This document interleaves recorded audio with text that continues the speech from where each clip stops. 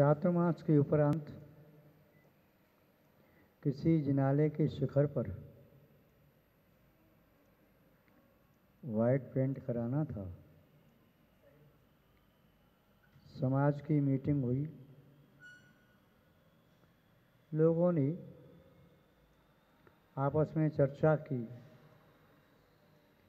Paint कराने का इतना खर्चा होगा, इतना खर्चा होगा। समय कम था। आष्टानिक पर्व में विधान की संभावना थी। पूरा मंदिर सजाया जाना था। पेंट करने वाली व्यक्ति ने कहा, मैं जल्दी में यह कार्य नहीं कर सकता। क्यों? 4 दिन का ही तो काम है। एक दिन में एक साइड से करो तो चारों साइड से 4 दिन में हो जाएगा।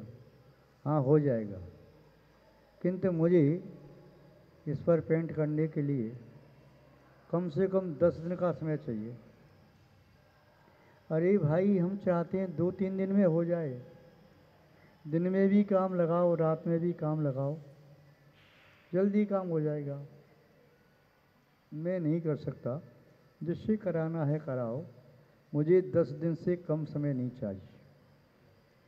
ऐसा क्या है जो 3-4 दिन का काम आप 10 दिन में करना चाहते हो? मैं सबसे पहले इस शिखर पर जो पहले पेंट हुआ था 20-30 वर्ष पहले, उसको खरोंच के पहले निकालना है। क्यों? यदि इसे नहीं निकाला जाएगा, पूरा साफ नहीं किया जाएगा, तो पेंट करना मेरा बेकार हो जाएगा। ऐसा क्यों? अरे भाई, उससे मेरा सही वाला जो किया पेंट भी खराब हो जाएगा, उपट जाएगा। क्या आपने कभी रोड बनते हुए देखा है?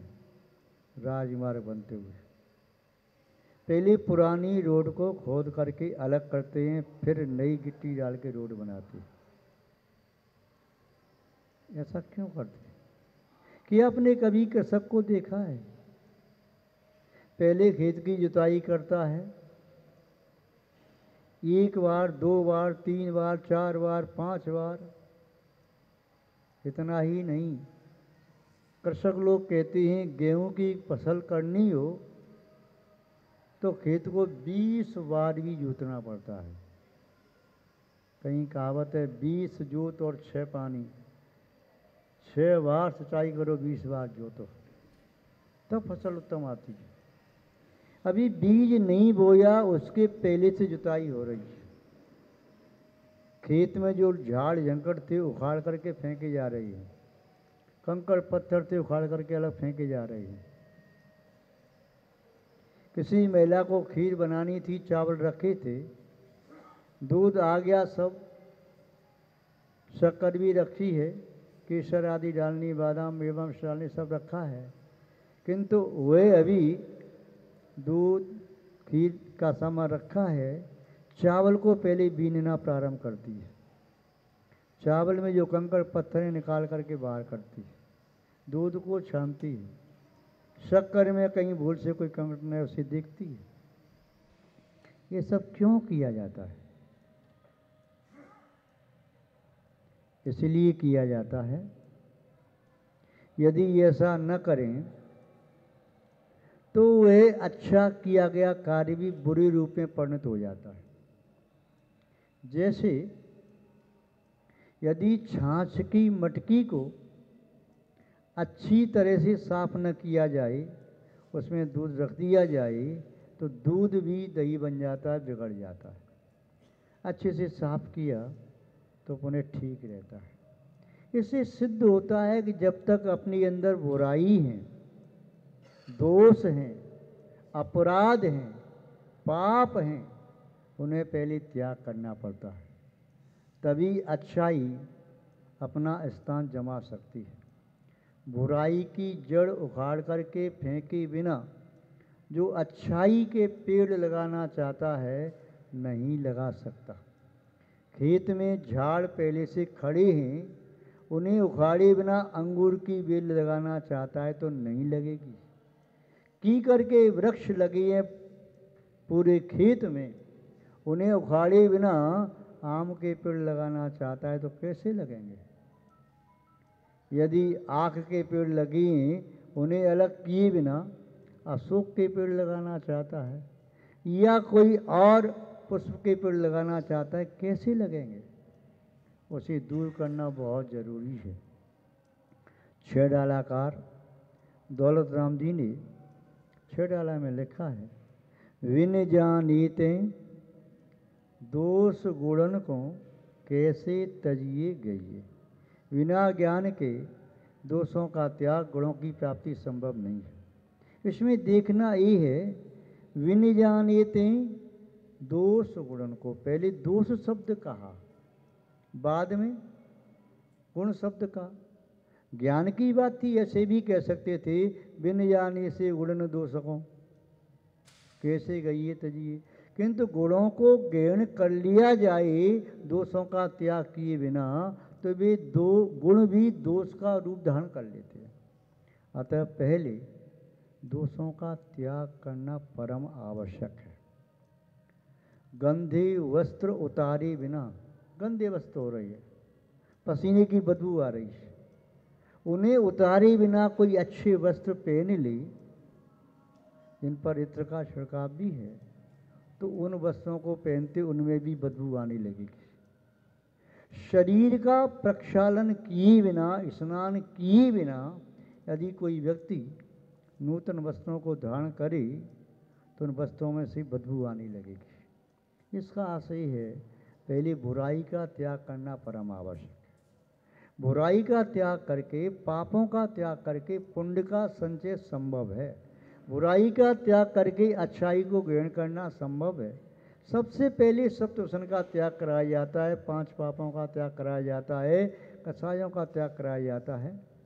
सबसे पहले बच्चों को पढ़ाया जाता है 5 पाप, श्रावक के 12 व्रत बाद में, 11 प्रतिमा बाद में, 6 आवश्यक कर्तव्य बाद में। पहले 5 पापों को समझो, इन्हें समझ करके इनके फल को जान करके इन्हें छोड़ दो, जिससे आपके जीवन में अच्छाई आ सके।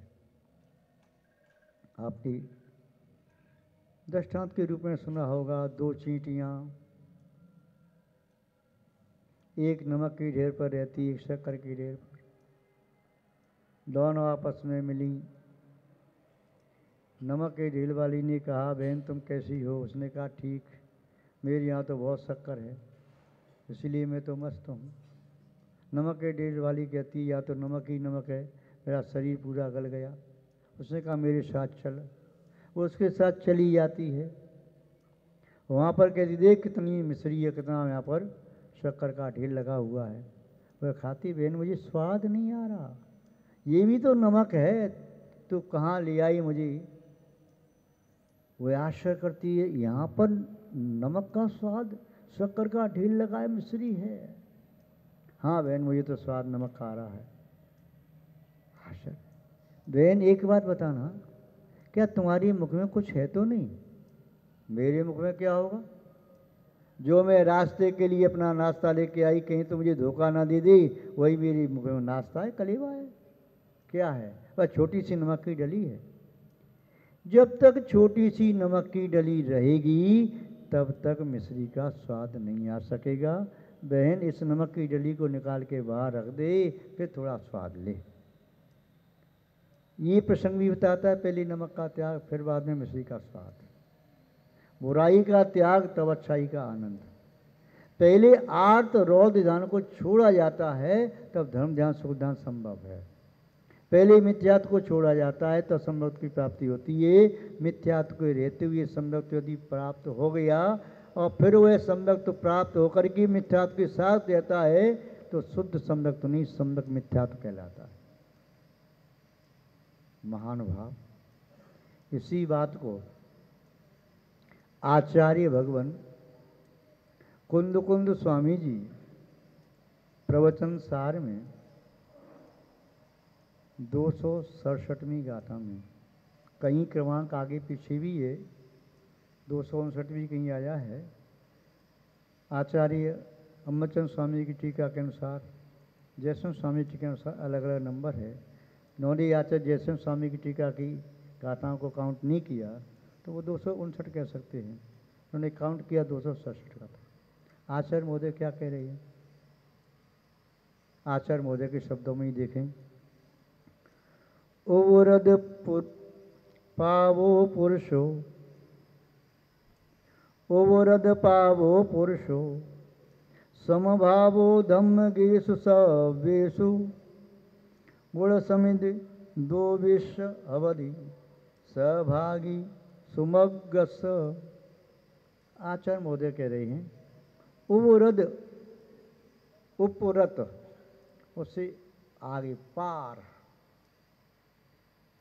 कीचड़ के पार सूखा मिलेगा, जल के पार पुण्य स्थल मिलेगा, उसके पार संसार के पार मोक्ष मिलेगा। संसार में रह के मोक्ष नहीं है। पाप में रह कर के पुण्य का आनंद नहीं ले सकते। दुख में सुख की अनुभूति नहीं होती।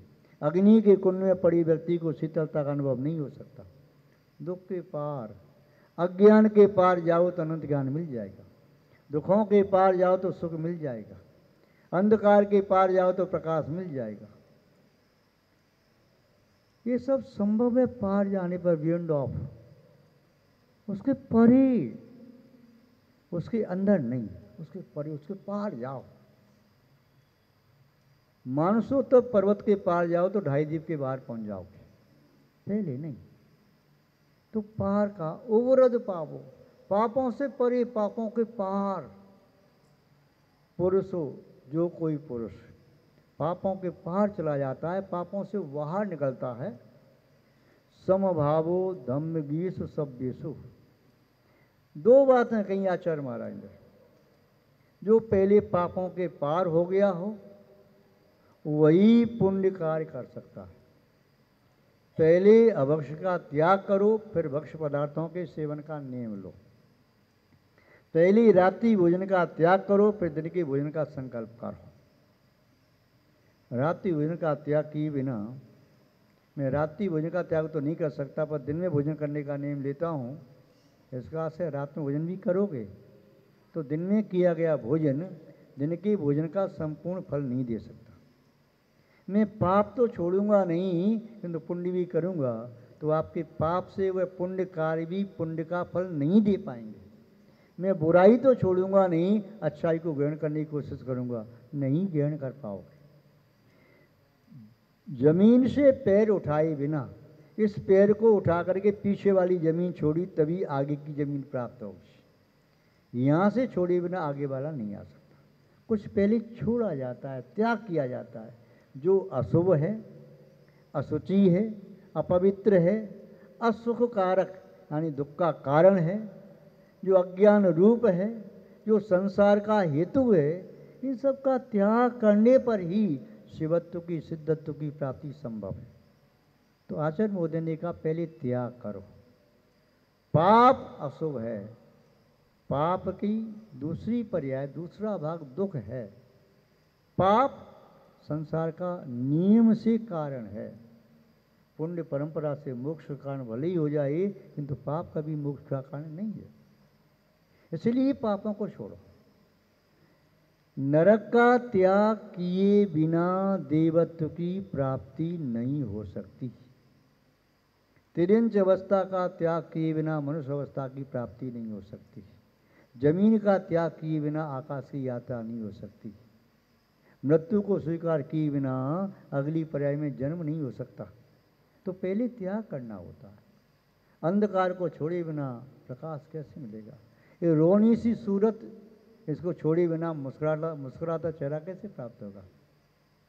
इसको छोड़ो। पहले मन में जो विकल्प हैं, दुश्चिंता हैं, शोकाकुल अवस्था के कारण हैं, उन्हें छोड़ो तो सुखद अनुभूति होने लगेगी।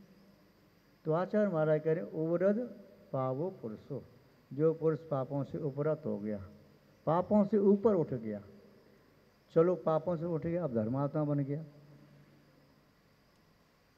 किंतु कह रही हैं धर्मात्मा बन तो गया, किंतु धर्मात्मा बन करके भी आपका किसी के प्रति राग और द्वेष है। एक के प्रति बहुत राग, दूसरे के प्रति द्वेष भरा हुआ है।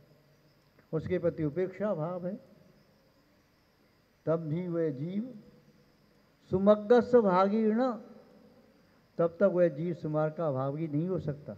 तो समत्व भाव, आपको किसी के भी अंदर धर्म दिखाई दे, वह व्यक्ति चाहे आपसे द्वेष रखता है चाहे राग रखता है, आप उसके अंदर विद्यमान धर्म को देखो, उसके कर्म को मत देखो।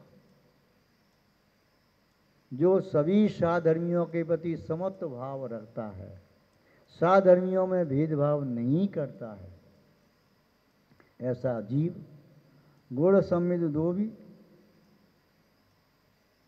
स भवति, गुणों के समूह का सेवन करने वाला। तीन बात हो गई। पहली बात पापों का त्यागी, दूसरी बात सभी साधर्मियों के प्रति समभाव रखने वाला, भेदभाव करने वाला न हो, और तीसरी बात गुण समूह का सेवन करने वाला। स्वास्थ्य प्रतिकूल हुआ, जिससे प्रतिकूल हुआ उन पदार्थों का त्याग करो। यदि उनका सेवन करते जाओगे तो स्वास्थ्य ठीक नहीं होगा, बिगड़ता जाएगा, उनका त्याग करो। त्याग कर दिया, अब जो प्रॉपर औषधि है उसका विधि पूर्वक सेवन करो। चलो जो अपथ्य था उसका त्याग कर दिया, औषधि का सेवन भी कर रही है, फिर भी वो अवस्था प्राप्त नहीं हो पा रही है जो पहले थी, तो आप तीसरा काम करो। वह बताया पौष्टिक पदार्थों का सेवन। सुमार्ग का भाजक कौन है? तो जिसमें तीन बातें हों। पहली पाप का त्याग, फिर धर्मात्माओं में धर्म खोज लेना, और सभी धर्मात्माओं के अंदर विद्यमान धर्म के प्रति एक सा व्यवहार। इस धर्मात्मा के प्रति व्यवहार अलग, उसके प्रति अलग। 24 तीर्थंकर माना कि एक प्रकार के हैं, तो 24 में भेदभाव कर दिया, ये नहीं ये अच्छे हैं, ये नहीं ये अच्छे हैं। शास्त्र सब जिनवाणी है, ये नहीं ये ठीक है। साधु निगम सब ठीक हैं, ये नहीं ये ठीक है। ये भेदभाव कर रही हैं, तब तक भी वह सुमार का भाजक नहीं हो सकता। तीसरा, गुणों का सेवन करने वाला हो, दोषों का सेवन करने वाला नहीं हो। यदि पौष्टिक पदार्थों का सेवन कर रहा है, पथ्य सेवन, अपथ्य का त्याग, औषधि का सेवन और पौष्टिक पदार्थों का सेवन, ऐसा नहीं कि वे अपथ्य का त्याग कर दिया, औषधि का सेवन भी कर रहा है, किंतु ऐसे पदार्थों का सेवन कर रहा है जिन पदार्थों का सेवन करने से कमजोरी और आएगी। उसे ग्रहण करना था दूध, मावा, पनीर, घृत लेना था, और उसे लेना कर दिया क्या? लेना शुरू कर दिया नींबू का रस। अंदर की जो भी चिकनाई थी, वसा थी, सब निकल गई और कमजोरी आ गई। लेना शुरू क्या किया उसने? वह भोजन करना बंद कर दिया, पानी पानी पी रहा है। या कोई ऐसा पदार्थ सेवन कर लिया जिससे रेचक हो गया, दस्त हो गई और कमजोरी आ गई, चक्कर आने लगा। या उसने ऐसे पदार्थ का सेवन जिससे बीपी अचानक डाउन हो गया।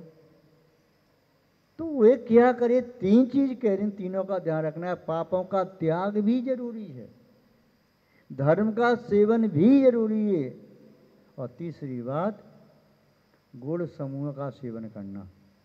दृष्टि धर्म पर हो, पापों के प्रति पीठ हो जाए, और जो लक्ष्य है उस लक्ष्य को क्यों प्राप्त करना चाहते हैं, उस लक्ष्य की विशेषताओं का भी स्मरण करो।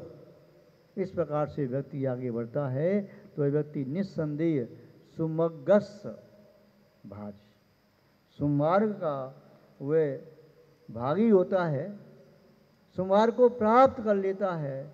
महानुभाव, आपको भी यदि सुमार्ग प्राप्त करना है तो सबसे पहले कहा जाता है इन बुरी आदतों को छोड़ो, खोटे संस्कारों का परित्याग करो, जिसके माध्यम से आपकी आत्मा दुख पाती उसे छोड़ो, जिससे आपकी संकलिष्टता बनती उसे छोड़ो, अच्छाई ग्रहण करो। आचार्य कुंदकुंज स्वामी जी ने रेणसार में लिखा है, इसी बात की पुष्टि करते हुए, देवगुरु समय बत्ता, संसार शरीर भोग परिचत्ता, रेणत्य संयुक्ता, ते मड़ुआ शिव स्वयं पत्ता। देवगुरु समय वत्ता, जो देव सतगुरु के परम भक्त हैं। संसार शरीर भोग परिचत्ता, संसार शरीर भोगों से विरक्त हैं।